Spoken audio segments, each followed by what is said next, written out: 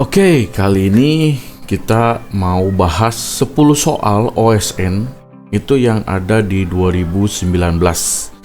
Jadi soal ini pernah ada dan juga menjadi pembahasan tryout di OSN 2019 untuk IPS tapi secara random ya.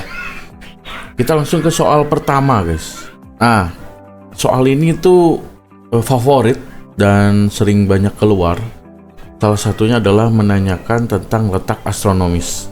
Kalau dengan ada kata-kata letak astronomis, kalian cukup berpikir bahwa itu ada koordinatnya, guys.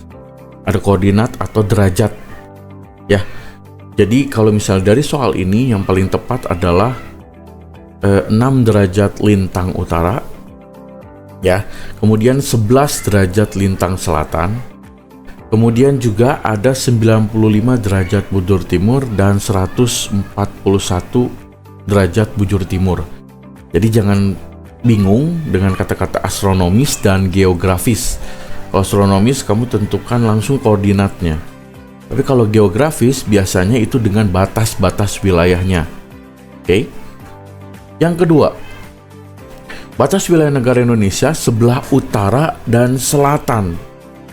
Oke. Secara garis angin gitu ya, mata angin itu ada yang utara itu bagian atas, selatan itu bagian bawah. Jadi tinggal dilihat aja yang atas mana, yang bawah mana dari si Indonesia gitu ya. Kalau dari sini yang paling tepat adalah Laut Cina Selatan C dan Australia ya. Paling selatan itu adalah benua atau negara Australia. Oke, tapi kalau misalnya kamu jawab B, itu udah pasti salah. Kenapa? Karena Papua Nugini itu sebelah timur. Ya. Oke, yang lain juga belum tepat. Jadi yang kalau ditanyakan dengan soalnya adalah utara dan selatan.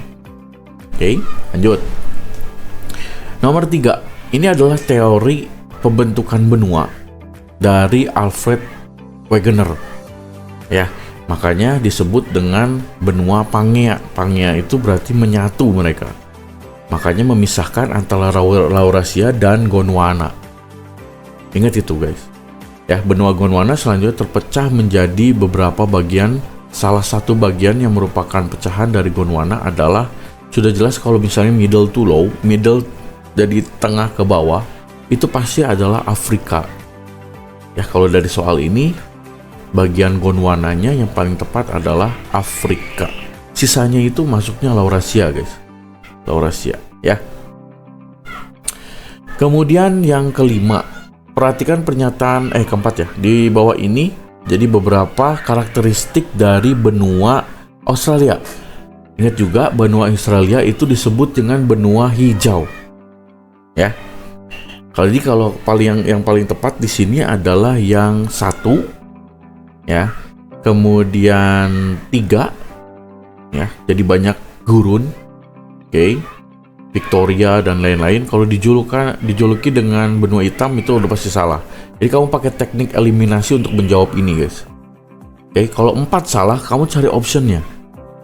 Oke, berarti tinggal A atau B. Oke, tinggal cari yang paling tepat.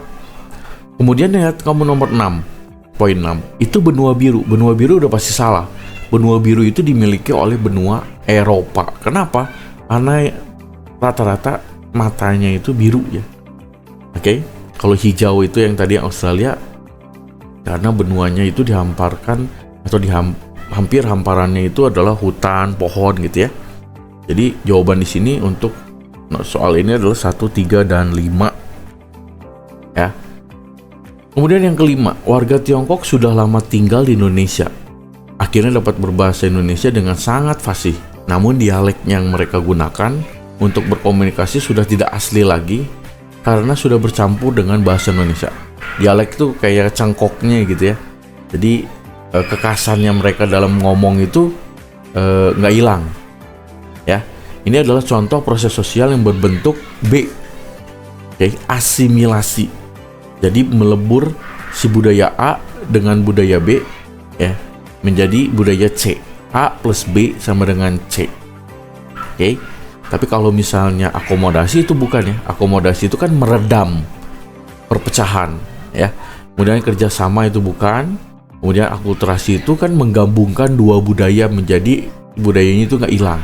Tapi kalau yang di sini lebih ke asimilasi, ya.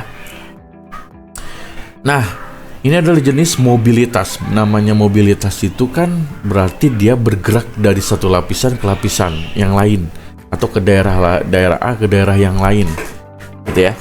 Nah, yang ditanya di sini adalah yang eksternalnya atau pengaruh dari luar mobilitas. Ya, coba yang dari luar. Salah satunya adalah yang emigrasi itu pasti dari luar. 7 itu imigrasi juga dari luar. Maka kalau dari teknik eliminasi, kamu kalau lihat 5 dan 7 tinggal cari optionnya B atau D, gitu ya. Maka yang paling tepat adalah remigrasi. Remigrasi itu kembalinya seseorang, ya, kembali. Remigrasi, migrasi kan pindah dari A ke B, misalnya daerah A ke B, dari Indonesia ke Amerika dia belajar misalnya, kemudian 4 tahun kemudian dia kembali, itu kan remigrasi namanya, ya. Kemudian urbanisasi itu dari desa ke kota, transmigrasi dari padat ke jarang. Oke. Kemudian kalau berdasarkan ini geografi, berdasarkan kontur di atas, ini tentang topografi suatu daerah, ya.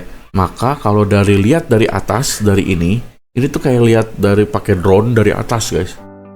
Maka yang mempunyai daerah yang paling curam, soal ini lereng yang curam, itu pasti ditunjukkan oleh nomor 4. Karena lereng untuk yang 20-15 ini lebih landai. Ya, gampang guys itu.